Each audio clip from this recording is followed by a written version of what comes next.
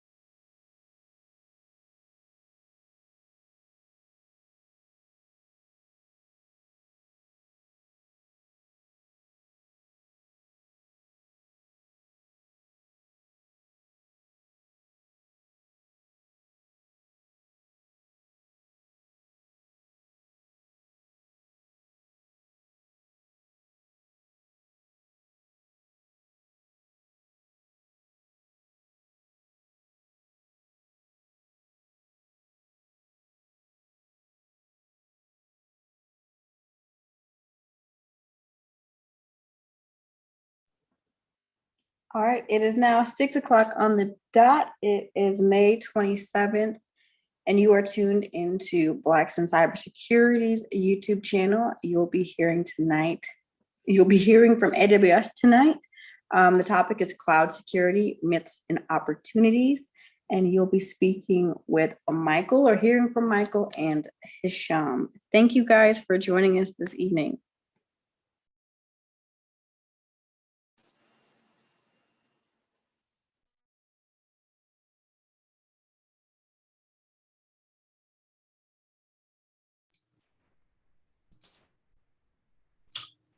Hello, everyone. Like mentioned, my name is Michael Banks. I'm a security engineering manager at AWS within our Security Operations Center. Also co-presenting is Shisham. He'll be presenting half the presentation as well, and he'll introduce himself during his turn. So the talk today is about cloud security, myths and opportunities. Really, the genesis around this talk was there are many customers we find that really have some preconceived notions about cloud security. And really there's some myths out there. And for today's talk we'll go over really 3 myths that I see from customers that are really out there and 3 opportunities with some Q&A towards the end as well. The first myth I'll go over really is a myth around attackers and really the attacks that attackers conduct. There's a myth around attacks are getting more advanced over time. And that's a big myth that you'll just see out there in security. but cloud security as well. If you look at some of the example of advanced malwares throughout the past, some come to mind, things like Zeus, the Configure Worm, Stuxnet, Flame, Dooku, and Triton. And if you look at some of them are different in terms of what it is attackers were after or their motivations. And then some are less so. Some have different motivations. But in terms of attackers getting more complicated with time is really a subjective notion. And some attacks like Stuxnet, which will be pretty, embedded in history in terms of a cyberkinetic attack versus things like the Zeus bot or Z-bot, which was pretty advanced for its time, given the damage that it caused. So that's really an interesting notion to really think about when you're talking about advanced malware over time.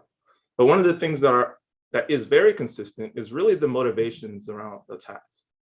And when you look at those, it's pretty similar and consistent as well.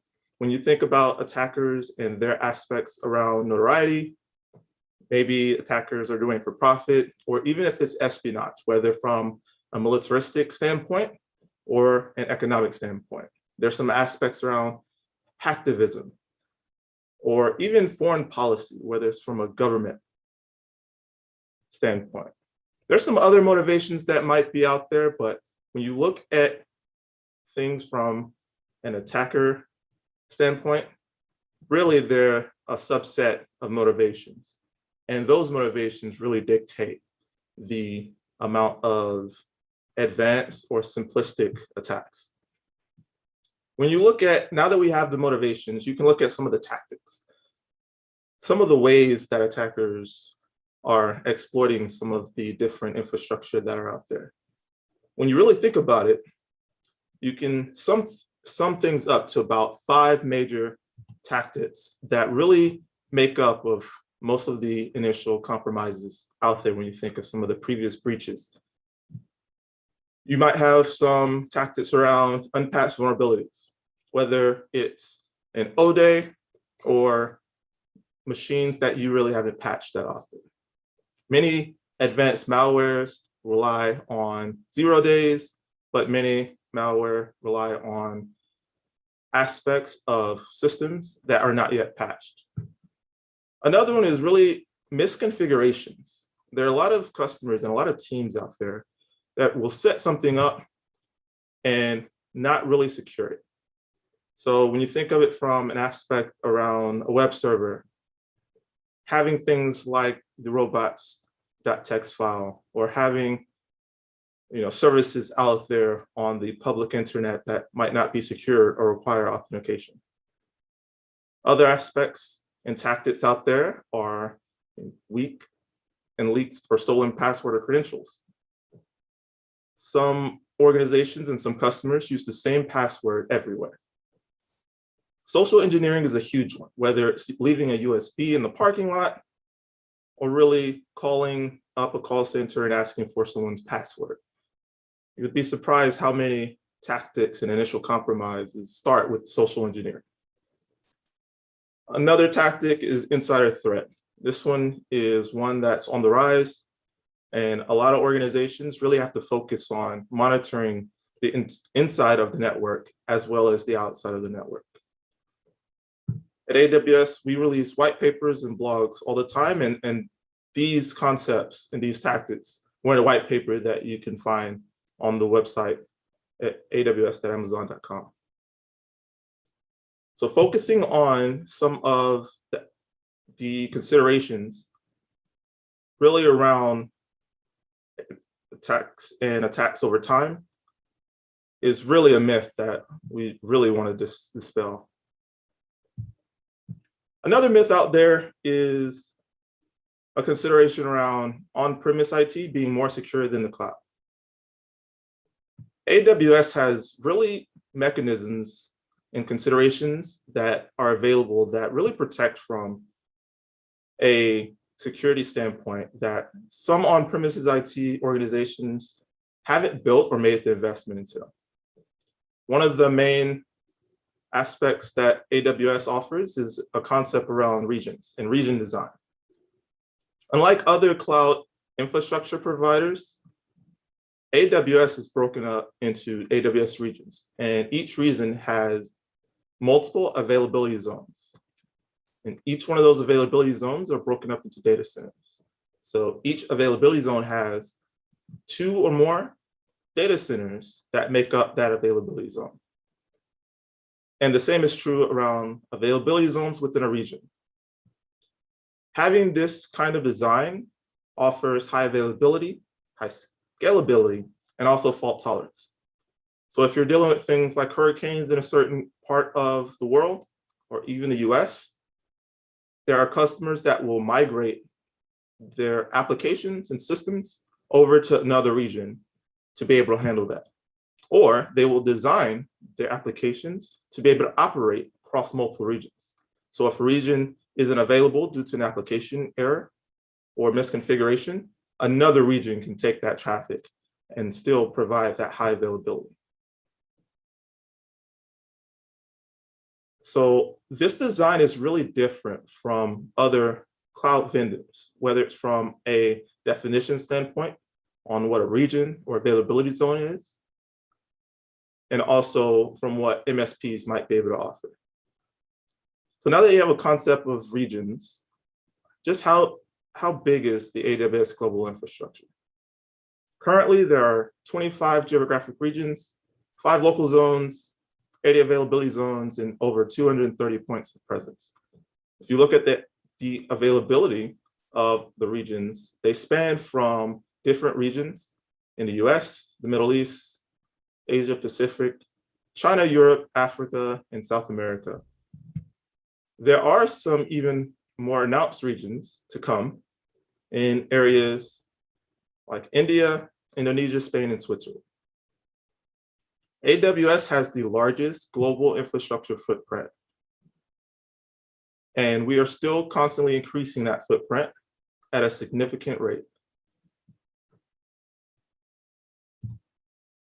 I was mentioning in the previous slide about those points of presence. Some of those points of presence are edge locations and even regional edge caches. It provides things like high availability and ability to leverage a CDN or a content delivery network to allow customers to host data and assets close to their customers to decrease that latency that customers need to be able to provide those high available applications. On top of those points of presence, another investment that AWS has made is really providing a global network that has 100 gigabit Ethernet network that's private capacity between each one of those regions except China. So when you think about some of the offerings between the on-premises aspects and what AWS provides, you have this concept of micro perimeters and the ability to own just enough of the infrastructure that you need to offer your application and not have to worry about the rest that's out there that you might not want to deal with. AWS is willing to take that burden. Some organizations that involve on-premise IT is you have to focus on those physical assets, whether it's endpoint devices, machines, whether you have to worry about the front door being locked or unlocked. On AWS, you don't have to worry about a lot of those aspects, and you can focus on the sole application and providing that experience to your customers. There are a lot of considerations that AWS leverages when accessing that infrastructure, and that's basically a concept around a central control plane that AWS manages. When you work with AWS, everything from the console and interacting with your services are done through an API. And there's a central control plane that AWS manages to make that happen. Some of the advantages of working with an API is really an aspect around a more secure and a fast way to access those resources. When you're thinking about auditability, since everything is an API call, everything is logged. There's a service called CloudTrail, which logs every API call from the time you log into the console to the time you're interacting with those applications. You can leverage things around monitoring, auditability, and even automation to make some really cool things happen. The API-driven cloud and everything you need to do with AWS goes through those set of APIs, either through the console or even when you're working through the command line. For security, everything has to go through that API. We can just watch the API for bad or unexpected behaviors. And when you have those behaviors, you can take action on those findings in near real time. It is a lot of work and a lot of considerations you have to think when you do something like that on premise, and nothing comes close. There's nothing that gives you that complete visibility and control. Remember that this is an infrastructure as code design, and you're not actually implementing anything. It's all code. You can focus on the code. So when we get to things like inventories from the platform and knowing exactly what's in your environment, you can see that.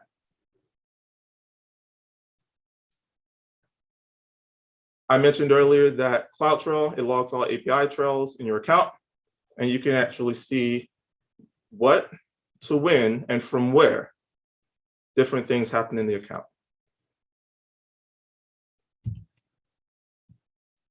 An aspect around doing that is really thinking about that shared responsibility model. You can concentrate on securing your applications. You can use automation and many built-in security tools that AWS provides to make things more stringent. You can focus on regulation and requirements. So if you look on that left-hand side of the slide there, AWS is focusing on those facilities, that physical security. Is focusing on the network infrastructure, keeping those links going. It allows network segmentation and configurations that the customer and end user can focus on application security, making sure that authentication is done and the authorization is done, and can focus more on data security and not have to worry about the physical and infrastructure security. With those elements combined, it makes systems more secure and more compliant. So we talked about some of the physical considerations that AWS handles for you, but AWS also has an infrastructure that's really as a defense in depth approach. So where there's network segmentation that the customer can manage and focus on. So if you think of it from the concept of a multi-dimensional defense in depth approach, you can focus on things like infrastructure as code. And AWS, like I mentioned before, region is really that outermost defense and keeping things separate. But there are also other defenses within a region that customers have access to that they can manage and set up the way that works best for the organization. So there's a concept around a VPC or network access control list. And within inside of VPC, there are a concept of subnets. And then within subnets, there are security groups and then OS firewalls that you can manage inside of the operating system. These are elements around EC2 that really drive a defense in depth approach. And that approach is leveraged across services and across AWS. And a reminder, each one of those aspects and features are interacted via those API calls, and that's logged. The last myth I want to go over is really a concept around data residency. There's a belief that data residency means better security. If you go back and think about those tactics and compromises that we talked about before, there's a concept around physical location of data. And that location of data doesn't mitigate any of these tactics. So most threats are exploited remotely. That's one reason why data residency does not provide better security. If it's interconnected across the world, an attacker in another country, in another region of the world, if they're able to access it over the internet, they can exploit it remotely in another country. Another concept around data residency is around manual processes. Manual processes present a risk of human error. When humans are involved, there are more opportunities for more errors. Again, thinking back at that concept of social engineering, if there are humans involved in some of those processes, there are more risks to that application and to that organization. So talking about risk, and let's talk about why unauthorized risk is lower in the cloud. We've mentioned about the infrastructure. Data passes in an encrypted fashion, and it also allows you to focus on the application. So you can encrypt your application's traffic and the traffic that goes between your application and the customer. You're able to encrypt that end to end. With the services that we provide from a security standpoint, there is an aspect of tokens and tokenization that exists throughout IAM. When you're focusing on the application layer and not worrying about some of the infrastructure, it allows you to do more creative things, like decomposing that data, reducing the data set size to an unrecognizable fragment, to where you can store things and shard things, and only having some of the data that you need in certain locations. If you're not worrying about the infrastructure, you can have the data where you need and only the data you need in those areas. Another aspect around unauthorized risk that's lower in the cloud is the concept of deception defense. Since you're not having to worry about the infrastructure, you're able to actually set up things like honeypots. It gives you more time to focus on decoys that present, an attacker with something that's not your actual data, to really give you that notification and alarming, to where you can react and set things up to be able to react and really respond to protect the data for yourself and the data for your customers. So I've gone over some of the myths that exist in, going from on-premise to really cloud security. So now I'll actually turn it over to Sham, and he'll talk about some of the opportunities that exist out there on the AWS cloud. Hello, everyone. Thank you, Michael, for that great content on cloud myths. As Michael mentioned, I'll be covering some of the opportunities. My name is Hisham Hakimi. I'm a security assurance manager within our security assurance function within AWS Security. I will cut over to my content here.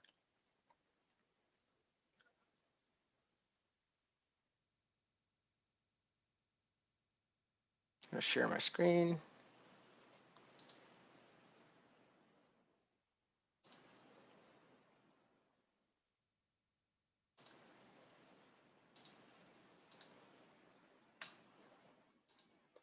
Okay. First opportunity that we'll cover today is actually the notion of security assurance. Really, we commonly use this phrase as another word for compliance and audit.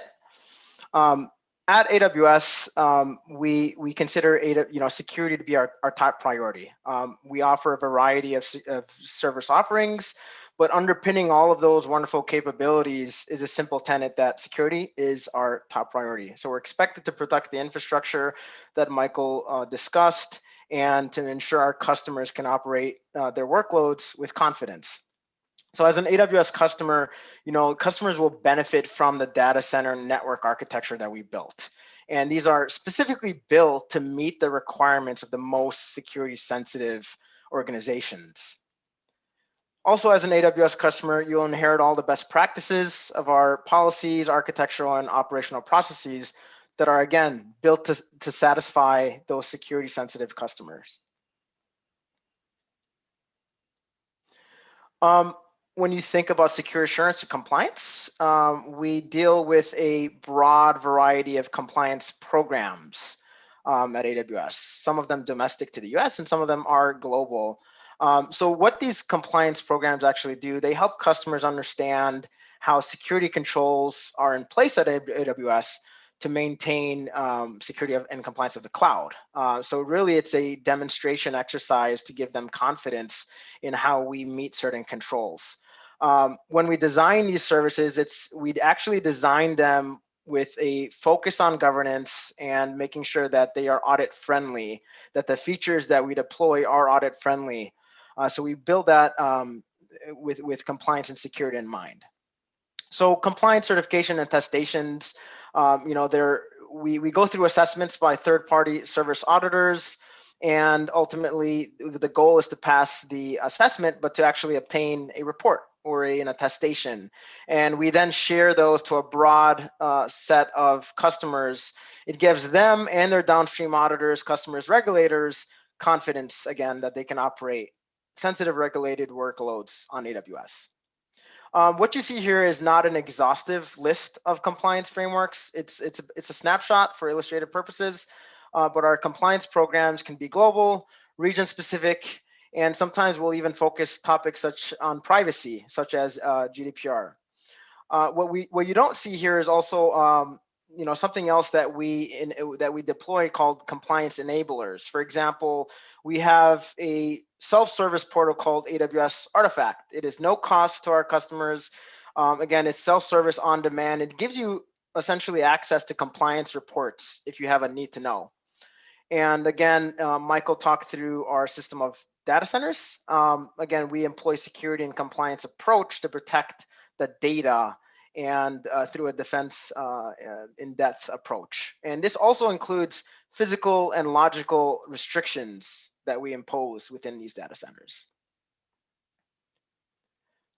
The shared responsibility model is not a foreign concept to the cloud, but I think at AWS, we definitely double down and double dip on that to make sure that customers are intimately aware of their responsibilities. So when you think of AWS and the guarantees that we do provide guarantees around resiliency, performance, compliance, and essentially our underlying infrastructure. However, how customers actually decide to use their AWS research services is their responsibility. So an easy way to think about that is in two dimensions: security of the cloud and security in the cloud. AWS is responsible for security of the cloud, and customers are responsible for security in the cloud. What does that really mean? AWS would be responsible for things like the hardware, the physical security, networking, and the overall infrastructure and our data centers. Customers, in turn, as they are responsible for security in the cloud, take care of things like configurations or access management and the ability to encrypt their own data.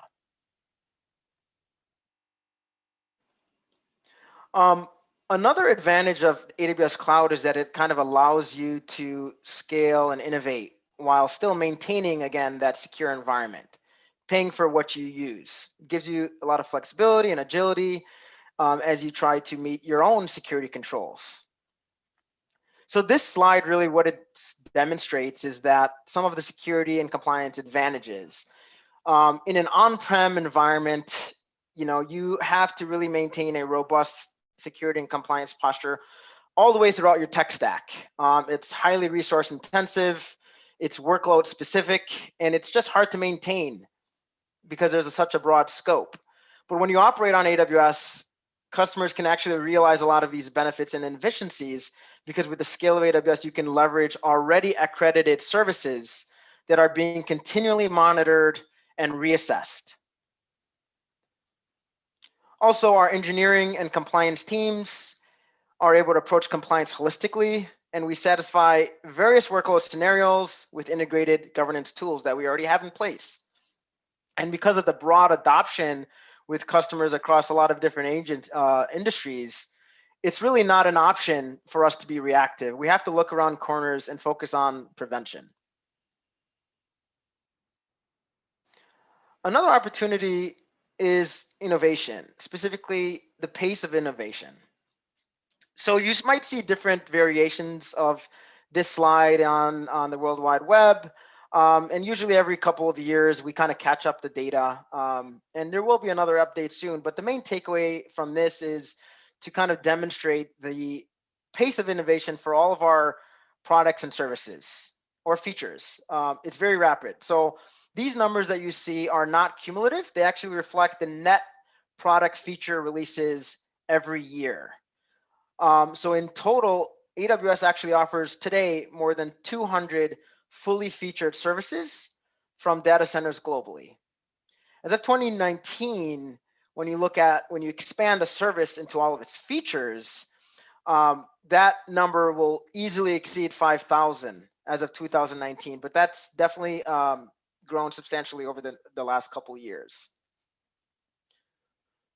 Another illustration I'll show you here, again, it's a little hard to make out the categories and the names, but the takeaway here is, we have over 200 different services, and these are really building blocks. We don't need to re-implement technology. We use these building blocks to innovate again and again very quickly. So some of the core service type categories that you might already be familiar with are compute, storage, database, networking, and CDN, as Michael had mentioned earlier. There are many other categories, of course, across our infrastructure, platform, mobile, administration, and security.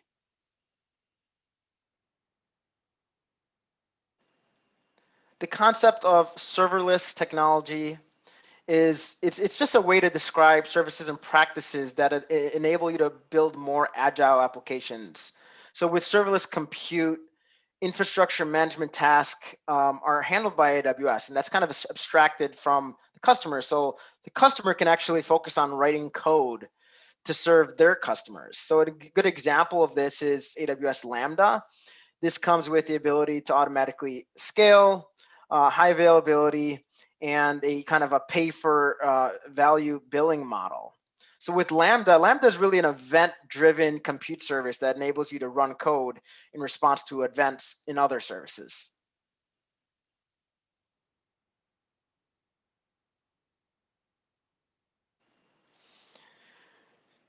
Michael had talked a little bit about the, all the cloud myths as well as challenges. So when customers actually begin their journey on AWS, they are provided a what we call kind of a cloud adoption framework. So we've been providing many services to help customers have intelligence on their applications, and sometimes this might be applied to other devices and things or business processes. One example of this has been in the medical field. Intelligence can help drive targeted and meaningful patient engagement. There are services such as Amazon Personalize that will allow you to personalize the experience for your customers and then actually provide them recommendation strategies. Services like Amazon Polly allow you to turn text into lifelike speech to give voice to your applications. And also Amazon Comprehend today can actually, it provides advanced text analytics. You can use natural language to process that to extract insights and relationships. So this slide really illustrates that for devices and things, when you apply the power of the cloud, you can really derive a lot of intelligence for your business. Again, as I mentioned, the cloud adoption framework, there's really what we call 5 epics, or the core 5. And these are kind of control buckets or categories that you should consider as you begin your cloud journey. One important one is identity access management. It's kind of the backbone of your whole deployment. How do you provision your users? How do you grant them the privileges they need to be successful and to orchestrate the resources? Logging and monitoring is another one, or detective controls. You'll sometime also hear it referred to as. And that's a very broad space.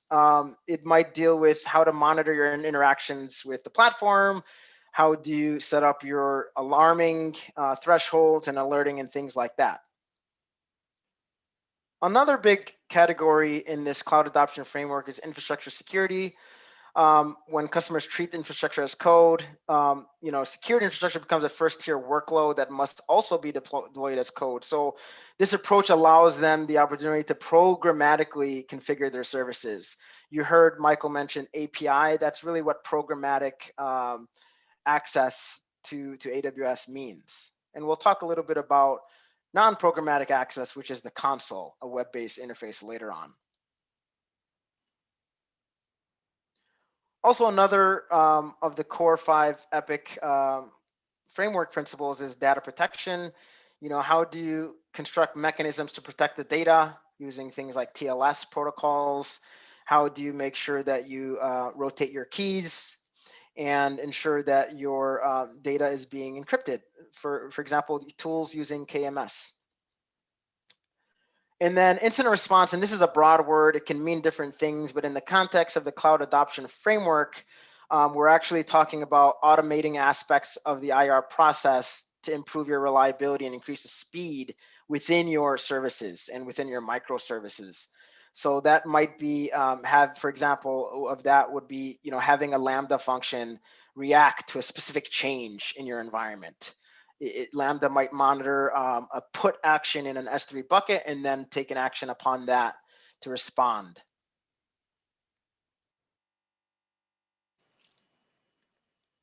Aligning well with that cloud adoption framework, or the 5 epics that we discussed in previous slide, are kind of communities of security partners and solutions. So we have deep, advanced technical partners across many industries that we work with to provide customer solutions, and you'll find some of them on the AWS Marketplace as well. You might recognize some of these names here on the screen.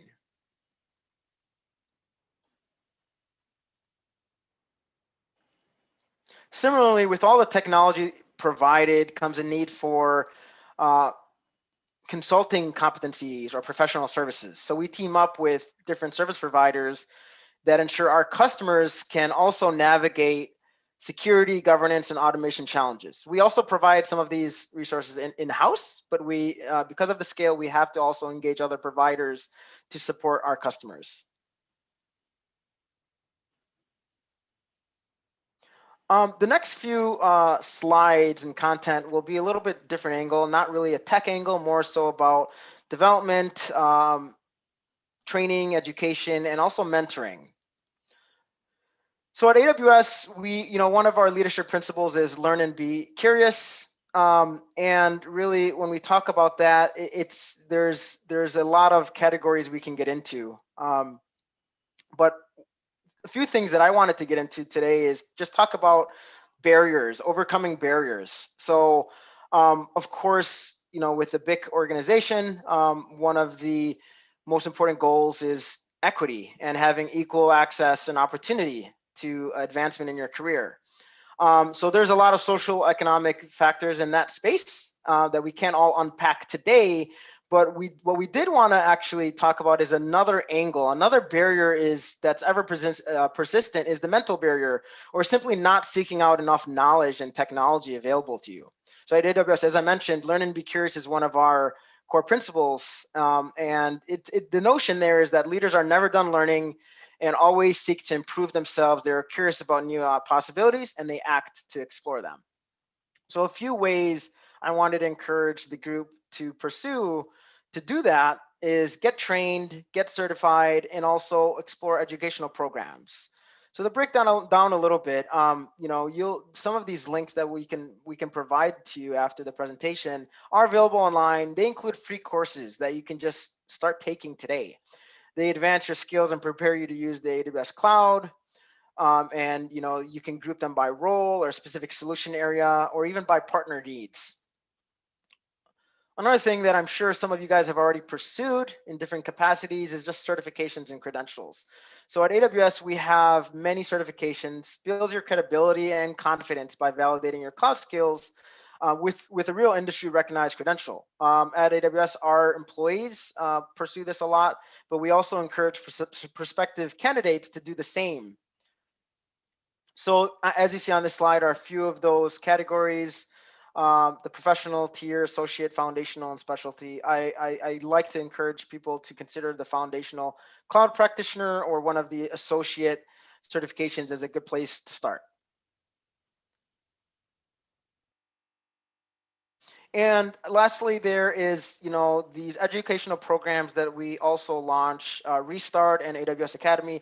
Restart actually prepares underemployed and underemployed individuals for cloud careers through classroom-based training. AWS Academy empowers higher educational institutions to prepare students for industry careers in the cloud.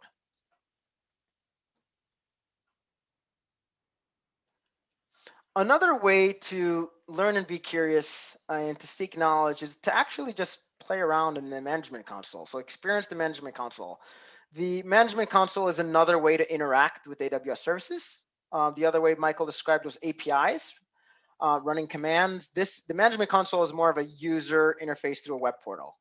It's a user interface to perform different actions such as working with S3 buckets, setting up EC2 instances, and so forth. The great thing about the Management Console is all of you today can go up and set up an account, a free tier. So using our free tier, you can actually gain free hands-on experience with the platform, products, and services. And you can experience what it's like to be an AWS operator. Another opportunity is the ability to attend AWS events and webinars. You might have seen a lot of these, advertisements for this through your employers or through just public knowledge. Some of the more notable events are reInvent, Reinforce, and Summit Online.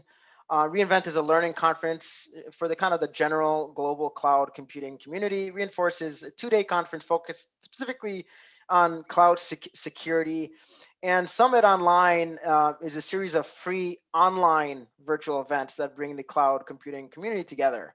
This is not an all-inclusive list. There's tons of other events and webinars that you can seek out. Some of them focus on developers, others on business leadership, partners, and public sector.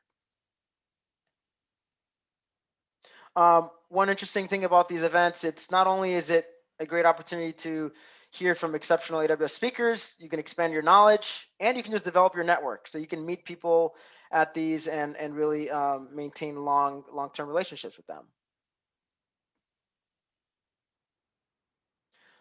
Another space I wanted to make sure that we cover today is the concept of mentorship and actually maintaining a mentorship mindset.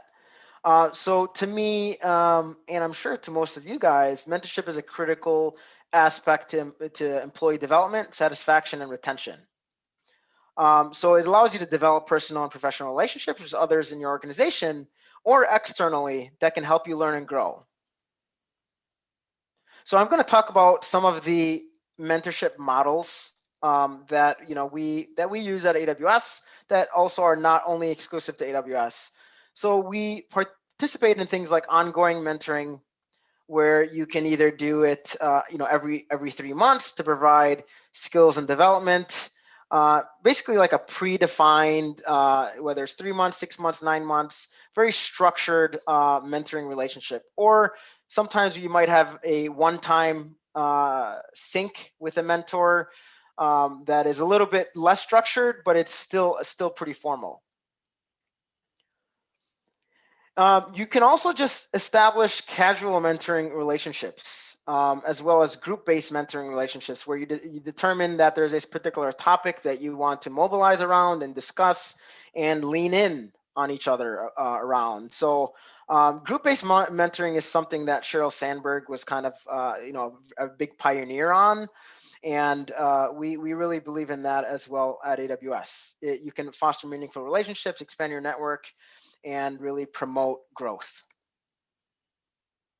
So, ultimately the call to action there is seek out a mentor, be a mentor, using one of those models that I mentioned. For me, mentorship has always been a source of fulfillment and inspiration, both as a mentor and mentee. So we really encourage you guys to seek out cloud professionals and mentors, particularly us as your AWS friends, and make yourself also available to mentor others that might be kicking off their careers or still going through school. I will actually kick it back to Michael next, but thank you for the opportunity to discuss.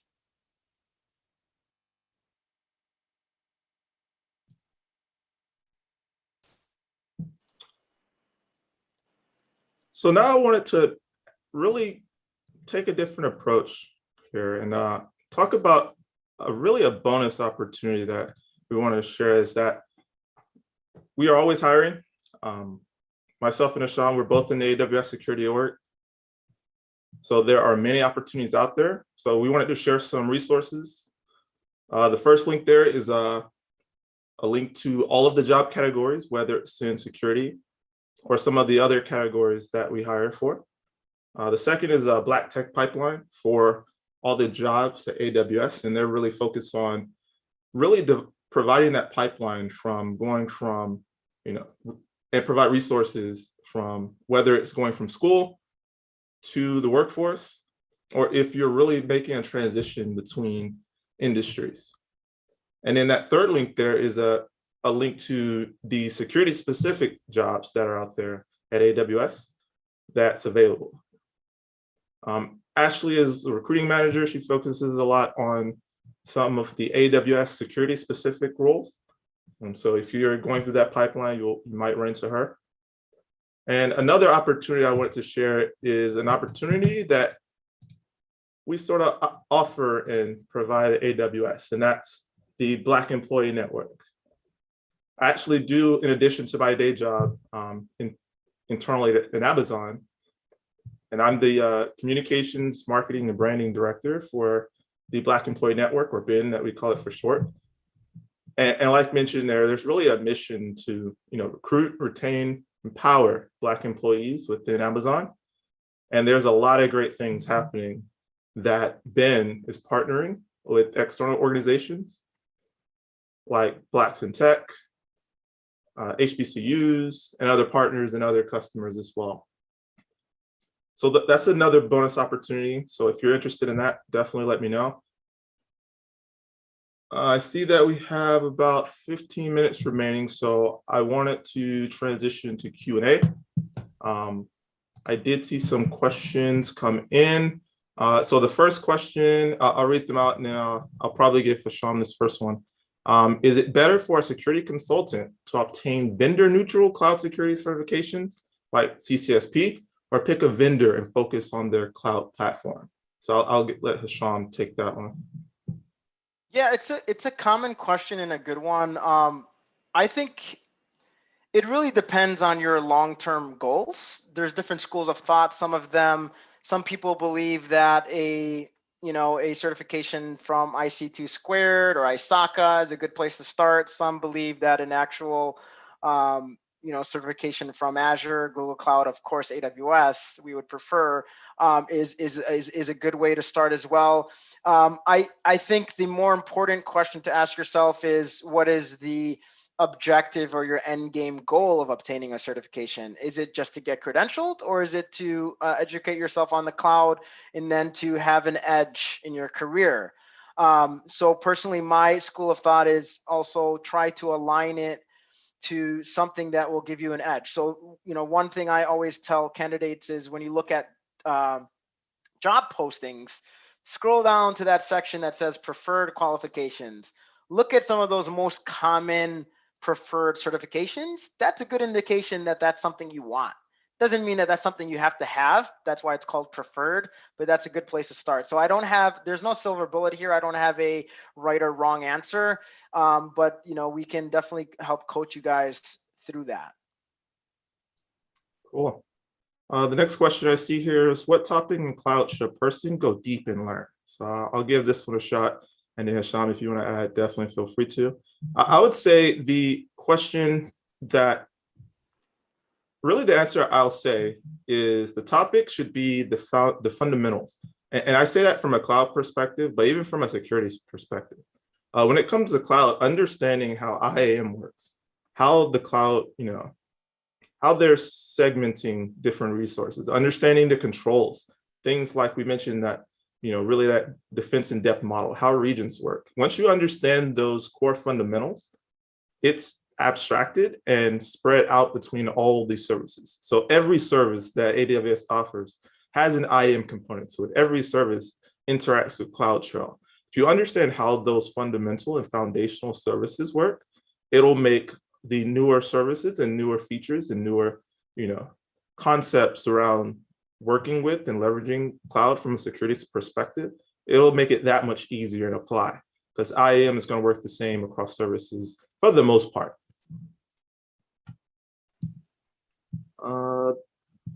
The next question I see is, if someone wants to get into cloud security and already has some AWS certs, could the next steps to get a job in security? What could be the next steps, I would imagine? I would say if you already have some certifications, one thing that is a huge plus to organizations with certifications is really experience. Certification is really that understanding, do you know the concept of the things you learned about. But really that experience aspect is a confirmation that you know the thing, but you can actually work with and implement the thing. So I would say experience is probably that next thing to really implement and allow that certification. And I'll let Hisham add on that one. Yeah, I think absolutely practical experience. Experience is the best teacher. One counter argument students or young professionals might have is, well, how do I get the experience to begin with? And that's a very valid point. And I think two things. One, you have to be patient, and you have to embrace rejection and failure, and then learn from it. And then you also have to do your part to network. Have touch points with people, get involved, and that will increase your chances to kind of getting into the job market. Eventually, things will happen though. Absolutely. I think that question, that follow-up you just made is a great segue for the next question, which, what is the best way to get started in AWS? If you're that new grad that just finished school, you might not have that experience, out there that you already have. One of the things that AWS offers is a free tier. So you're actually able to leverage some of the resources that AWS have out there and actually put that work in practice. So one of the things that I did when I was starting out from school and didn't have a lot of experience is I leveraged some of the AWS offerings and leveraged that free tier to make things like a website or a project, or do an application and post something on GitHub. That's experience as well. And then once you're able to do that, maybe now you're doing, security reviews for websites that might be hosted in S3. Maybe you blog about that concept of creating your own website and think of it from a security perspective of how to secure that website. Are you accessing that website directly from S3? Or are you using something like a CloudFront and actually be able to host that through secure methods as well? So I think that's one of the best ways to get started, is leveraging that free tier. But there are also some frameworks and things like that, and I'll let Hisham build on that one as well. Yeah, AWS has a lot of different tracks, right? Like you might be interested in becoming a solution architect. You might be interested in being a technical program manager or something in public sector and sales.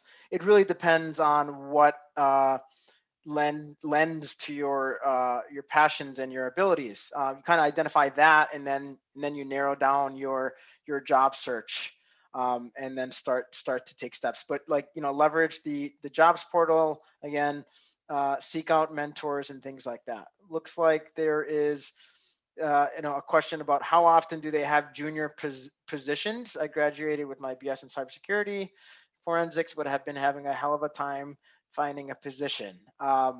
We share your pain. I was there where I was, finishing a bachelor, a combined graduate degree actually, and it's hard. It's hard out there. So you have to be patient.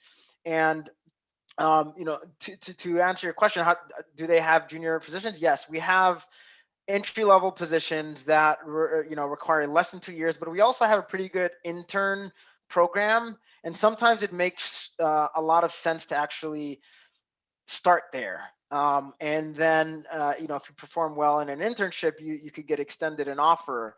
Now that internship program also is linked to our referral network.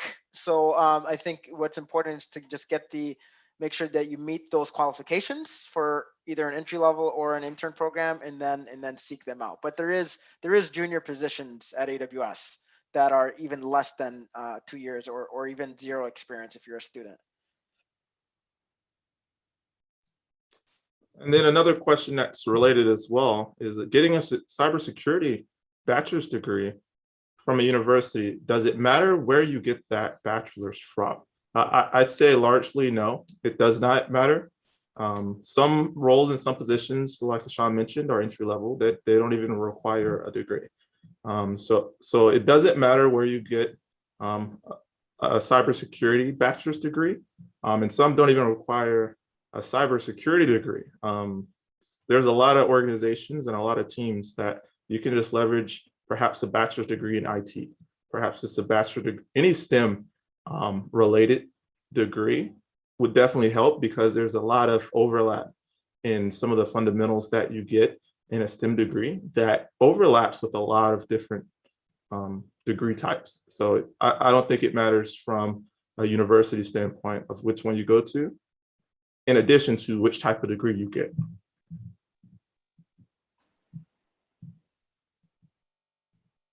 Let's see.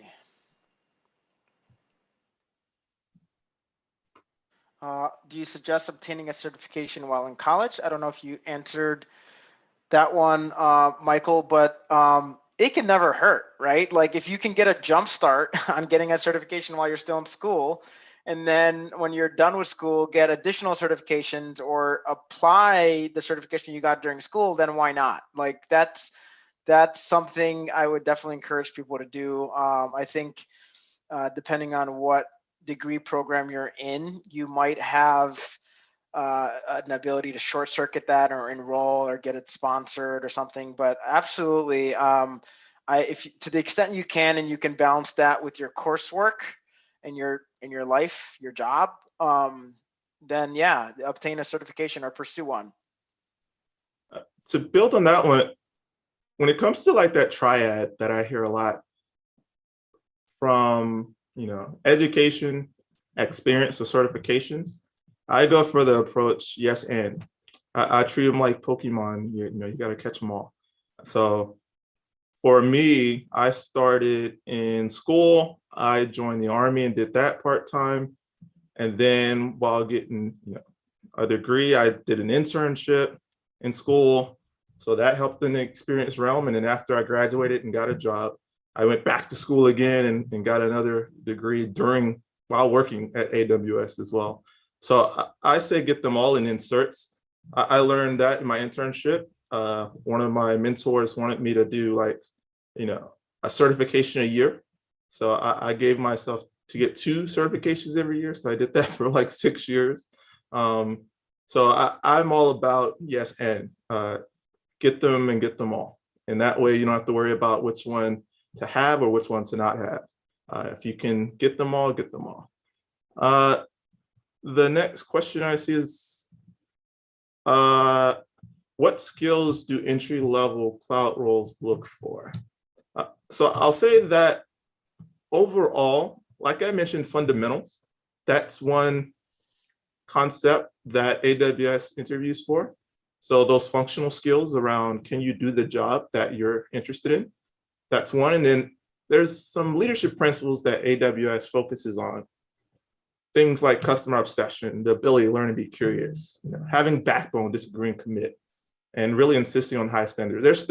There's more than that, but really focusing on those leadership principles and translating those to job experience and experience you've had perhaps with customers or teammates. Those are some of the soft skills that AWS and Amazon looks for from entry-level roles and senior and mid roles as well.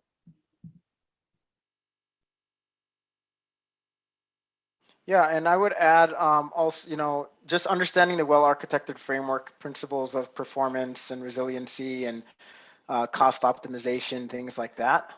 And then cloud, when you say cloud roles, it's pretty broad. So you have to determine if you're going down an engineering path. And if you are, you might need to have some, some coding skills or understand computer science a little bit better and have experience with languages. If you're not, and it's a non-technical role, then you want to make sure that you're pretty deep in whatever domain, whether it's a compliance domain or something else. It really depends on what specific cloud role you're pursuing. We have, looks like 4 minutes, so let's see if we can cover these other questions. What was the latest challenging task you dealt with at work? Part 2, are you going to party it up when you get back to HQ2? Alexis asking. Oh, I could tell that's an Alexis question. Well, do you want to go for the first one, Michael, and then I'll go for the second, part 2?